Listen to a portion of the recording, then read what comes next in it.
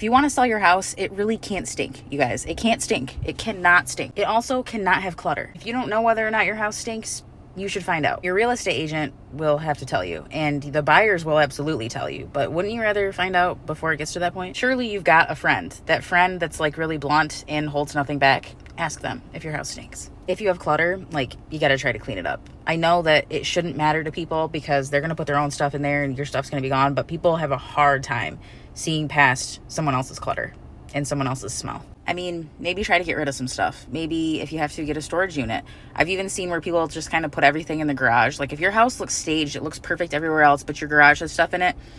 A lot of times people can kind of get past that. They understand that they're trying to sell and they're just trying to get this stuff in one area.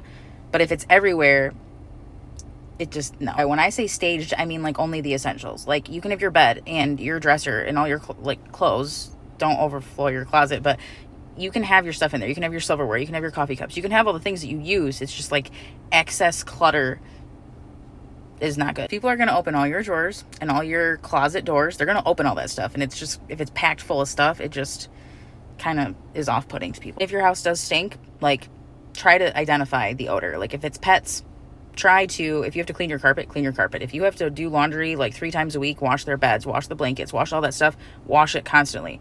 If you smoke, like, stop smoking in your house right now. Just stop smoking in your house. And you can even rent like an ozone machine, which will like purify the air. I don't think you can be in there for 24 hours, so that's kind of like a thing, but it is an option.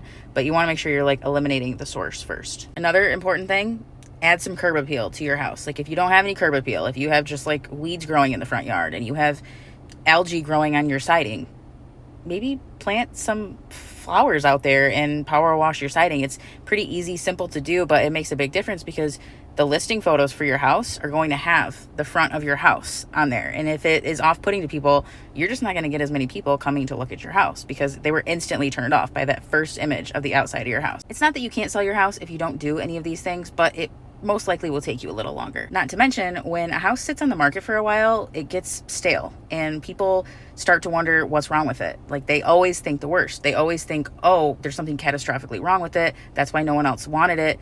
But really, you just didn't clean up the clutter and power wash your siding.